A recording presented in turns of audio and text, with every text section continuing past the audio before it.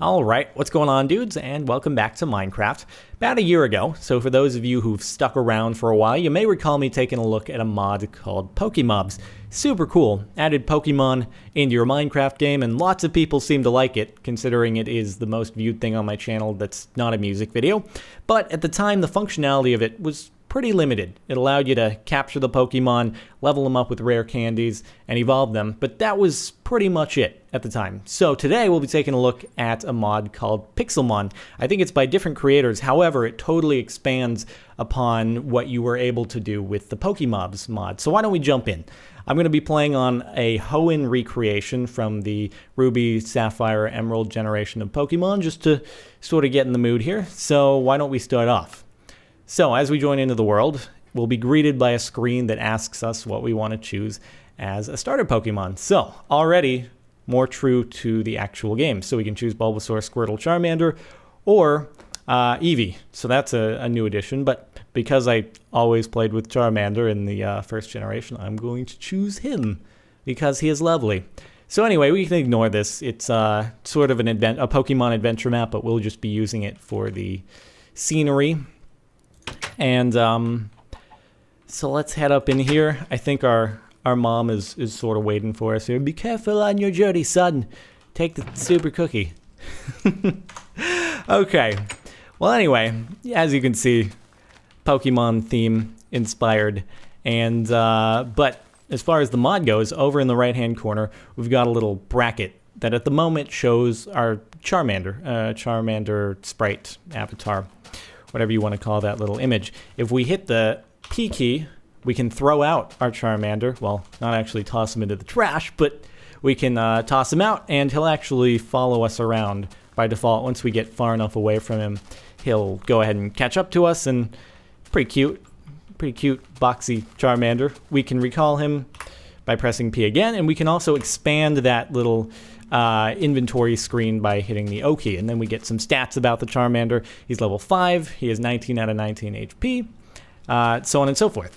Alright, so now why don't we go ahead, I'll close up that inventory screen just so it's not obscuring the screen, and let's try to find some other Pokemon. They're actually kind of rare. They're not just all over the place, so we have to take a look around. So why don't we switch on over into Creative just so we can fly around? And hopefully we'll be able to find one pretty quickly here just to give a nice little demonstration. Alright, so here we've managed to find a Pokemon. I don't recognize it because it doesn't seem to be from the original 151. It's a Miltank. So it's a little midget cow thing. That's interesting. I don't know if I've mentioned before, but I'm really only most familiar with the original 151 and then most of the ones from the Ruby, Sapphire, Emerald versions. Anyway, they're kind of a bit skittish when you walk up to them in the wild, but this guy doesn't appear to be running away too much. So why don't we do battle with him? He's going to absolutely destroy our Charmander, but it's worth taking a look at for the battle GUI screen. So it works via proximity. You throw out your Pokemon within a certain range facing the enemy or the wild Pokemon, and this screen is going to show up, and you're going to do battle automatically. You can choose to run if you want, but obviously we want to give a demonstration here. What's obviously going to happen is we're going to choose Scratch. His agility is going to be higher than ours, and he's going to probably one-hit KO us. So anyway, you'll get to see the attack animation at least. Here we go. And takes a few seconds. Sure enough, he used a non-damaging attack on us, so that's nice. He upped his defense, I think. And well, we got to scratch him. So he did 2 hit points worth of damage. Well, anyway, at least you got to see the exchange right there. Now, no matter what attack you choose, the animation is the same, but it at least shows that an attack was thrown, and you obviously get the text down there in the bottom left-hand corner. Let's try Scratch again, and this time he's probably just going to stomp us into oblivion. There we go. Our Charmander was KO'd. So now you see in the inventory screen, Charmander, level 5, fainted, and he seems to just be jumping around for joy. Take that! I could hit you myself because you can't fight back. Well, anyway, now's a good time to demonstrate the healing machine. So pretend we're at a Pokemon Center here. Actually, we should just go into one. Why don't we? Let's walk on into the Pokemon Center and pretend that the healing machine is already there. This, again, is craftable. You can find the recipe on the page linked in the description. Once you put it down, you can right-click on it and then click heal, and voila. Charmander is getting healed slowly but surely. And then we can close it up, and he's back to full health as he was before that battle. Well, fair enough. Now, why don't we give him sort of a fighting chance? We'll use the rare candies on him, level him up, and then we'll try to find that Militank once more and see if we can't have a better battle. So let's go ahead and throw him out. Right-click on him with rare candies, and you'll notice in the bottom left-hand corner, it tells you his level ups, how many EXP he's been gaining, and let's try to level him up to, yeah, so he gets one more ability. So let's see. I don't think we need Smokescreen. And now, voila, we have a Charmeleon. So now it should be a pretty even battle, if I do say so myself. All right, so let's recall him. And now, Mr. Militank, we're going to have a rematch here, aren't we? If I can catch up to him so he lets me battle him. Here we come on. Oh, now he's scared. Oh, now he's all scared. He knows he doesn't stand a chance. So, there we go. All right, so let's use Ember and see what that does to him. There's the attack animation. Apparently, his agility is still higher than ours, but we were able to do some good damage. Surprisingly, he did more to us. Well, let's try Ember again. He's probably going to attack first, unless he's Defense Curl. Fair enough. And now we hit him one more time. Okay, we'll do one more attack on him. And then we'll actually attempt to catch him.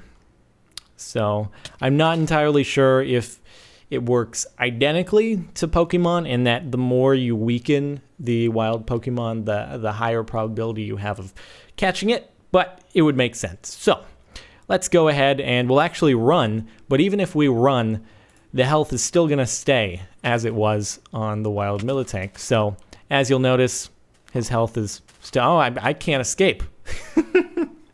This guy wants to keep us in his clutches. So actually, this would be a good time to demonstrate the fact that killing an enemy Pokemon is a tad bit bugged. So let's use Ember. Hopefully we'll be able to do an attack on him before he kills us. And there we go. So now we just killed the Militank, and it shows in the bottom corner that we gained 739 XP. We leveled up to level 17. What does he want to learn? Dragon Rage, which it looks like he already has, so that's interesting. But strangely enough, the dead Militank is still walking around, so a little bit bugged, but anywho, what it allows us to do is go into our inventory here. Again, all the Pokeballs are craftable, but why don't we try using a Great Ball? So we're going to throw a Great Ball at the dead, but the undead Militank, and again, works by proximity. We can get close enough to him. We're going to throw it at him, attempt to catch him. It'll have the rocking animation. And sure enough, even though he's dead, he was able to escape the clutches of the first Great Ball I threw. And the second one. And the third one. Just to speed things up a bit, we'll go and throw out a Master Ball here. And just ensure his capture right quick. There we go. And obviously 100% capture rate. He will be ours. So there we go. We captured Militank, and now you'll notice he appears on the left hand of our screen in our inventory. We can hit O, brings up his stats, 49 out of 50. For whatever reason, he regened the health that he lost in the battle, but maintained that damage that I did by punching him. Interesting. But still, now we have two Pokemon in our inventory that we're able to use. Now, if you notice in the upper left, it's highlighted on the Charmeleon right now, but if we want to switch and throw out the Militank, we can use the bracket keys to switch between our inventory, like so. Now, if we hit P with Militank selected, we'll throw out the Militank, and again, hit P once more in order to recall him. Well, we'll switch back over to our Charmeleon, and we're actually going to change the difficulty because I don't really want to deal with the mob spawners that are here in this Pokemon map. So at this point, I figure we should try to just look around a bit more and see if we can't find few more Pokemon to catch, fill up our inventory, and then we can demonstrate the PC screen. So funny enough, out of bounds, over the wall where you're not supposed to be able to get to, there is just a whole plethora of Pokemon around here. Even a Snorlax. That thing just spawned, so that's cool. So why don't we go at 2 Snorlaxes? Let's go ahead and fill up our inventory by throwing Master Balls at all these guys. I don't know where exactly the hitbox is on him. There we go. We are just going to fill up on everything over here. Come on. So we captured Arbok. Again, he's going to appear in our inventory. We're about to capture either Electrode or Voltorb. I'm not sure entirely which one that was. I think that was a Voltorb. Let's capture the Electrode. Get the 2 names mixed up all the time. And oh my god, it's a Pikachu. Let's capture Pikachu. Here you go. There we go. We got a Pikachu. And now, once we collect one more, it should go ahead and overflow on into our PC inventory. So, gonna throw the Master Ball at Mr. Snorlax here. If I can get it within range of him, he obviously has a pretty small hitbox despite being a very large model. Alright, so there we have it. Captured Snorlax, but obviously a party is full, so it's going to be sent to our computer. So why don't we, well, take a look at what the computer is. Computer is very easily crafted. It only requires 1 dirt block to create, but we'll go ahead and fetch it in the creative inventory. You simply put a dirt block in your workbench or your in-head inventory and out pops a computer. So place this thing down, right click on it, and you'll notice the Snorlax is now in our inventory. You got multiple boxes, so you can overflow, capture as many Pokemon as you want. I think at the moment there are 77 that are modeled and in the game. So quite a bit versus what was available back in Pokemobs, which is like 10 or so. So now if we want to rearrange our Pokemon inventory, we can easily do that. If we want to fetch our Snorlax in place of whatever else is in there, we can totally do that as well. And that's basically what you got on the computer screen. Now, another tool is called the PokÃ Checker. So why don't we throw out the Snorlax? Press P, throw him on out.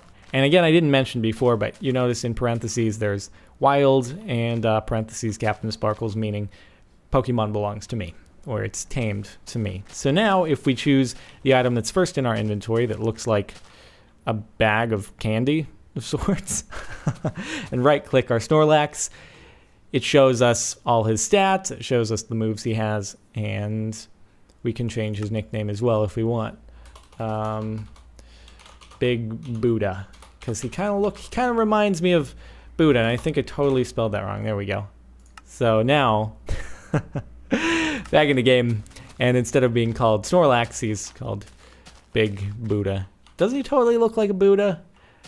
Happy, tubby, totally, man.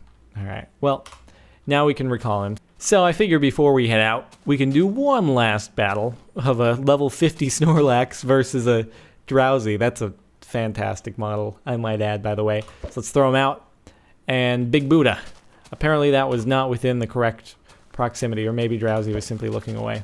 Do battle. So Big Buddha has 183 hit points, and Drowsy, poor guy, has 44. Oh, it's not going to go well for him. Terribly sorry, man. Let's use Tackle. And probably one hit KO. Yeah? Yeah? Oh, one kit KO. One kit KO. One hit KO. But sure enough, he's still running around. May as well try the Great Ball on him.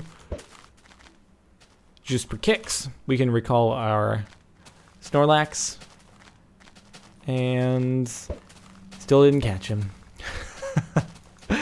I think they, a little bit of, again, as I said before, a recalculation of the capture probabilities would be nice. But hey, just as I say that, fair enough, we capture him with the Great Ball. So there we go. That's a legitimate battle to capture. So unlike in the actual game, you don't actually have to worry about accidentally killing the Pokemon you're trying to capture. At least for now. That may be fixed later on. I wouldn't be surprised. But for now, you get the luxury of just taking him down to 0 health and then